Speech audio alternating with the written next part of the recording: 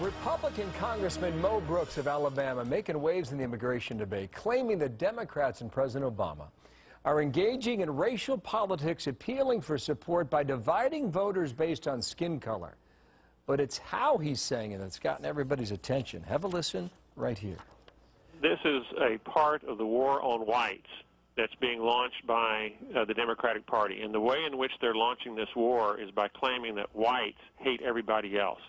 It's a part of the strategy that Barack Obama implemented in 2008, continued in 2012, where he divides us all on race, on sex, greed, envy, class warfare, all those kinds of things. Well, that's not true. That was just part of what he had to say. David Webb's a radio talk show host on Sirius XM Patriot, and Tammy Bruce is also a radio talk show host out of L.A. Both are Fox News contributors. Michael Warren, staff writer for the Weekly Standard. Michael, sit tight in Washington.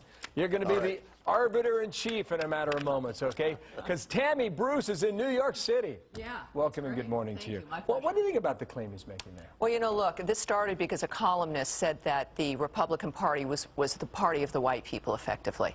And so he was asked about this. He was baited. And I'm glad you're playing the entire comment because there is a context. However, as you've noted, when you say something that can be taken out of context, it will be. And this is what I term the squirrel in politics.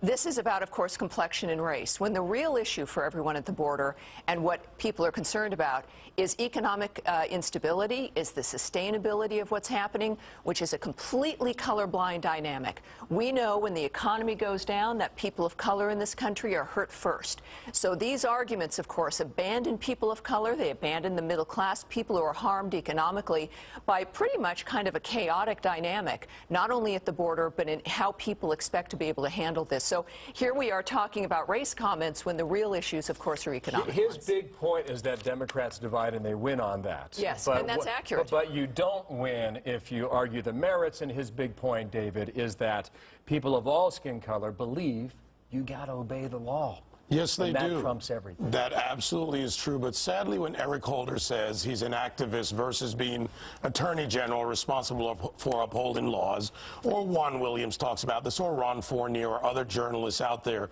they push the dynamic. And yes, the Democrats have used this. It's an effective political strategy. Ethnic identity politics does work. But we've got to be realistic about this also. What he said, I wish he'd taken the word whites out of it, because Tammy's right. The context of what's there is true. You agree with each other. We agree on that part of it, but here's a reality that does matter in America. The population, the majority of America is still white, therefore the majority in both parties are white.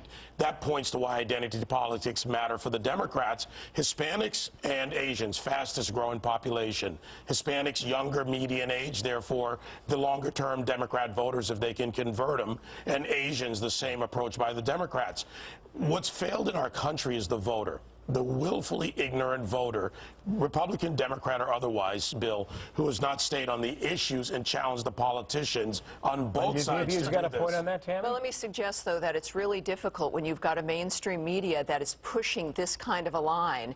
That is the first time, really, was the Obama campaign in 2008, dividing American against American, whether it was the 99 to the 1%, gays against straights, women against men. It's the same war on women meme as well, that it's this really cynical kind of ugly divide. And when the media is facilitating it, whether it's columnists like Ron Fournier or anybody else who wants to inject race, and then they get self-righteous and say, oh my gosh, look at these horrible Republicans or conservatives who get drawn into that argument. This is what Mo Brooks also said on screen for viewers. We should not be dividing anybody based on national heritage or race. Rather, we should be bringing us all together. That's what the melting pot ideal of America is all about. A person's skin pigmentation is something acquired at birth that has absolutely nothing to do with the merits of the person, of how one should.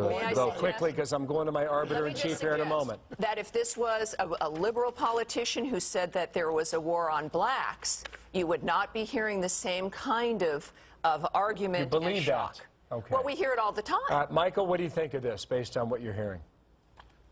Yeah, I think if Mo Brooks probably could have done it again, he wouldn't have used the term war on whites. But I agree with both the guests that this is something that affects people of all races. But I will say one thing: there is something interesting going on here, and it's not necessarily a war on whites, but I do think the Democratic Party is somewhat indifferent to that traditional white Democrat. I don't think that white Democrats really fit in. I'm talking middle-class, blue-collar white Democrats really fit into the Democratic coalition anymore, and I think that's why you're seeing what I would argue maybe a little more indifference to some of the more populist arguments against Michael, some of these immigration so you're saying Democrats are ignoring white voters in order to go after others?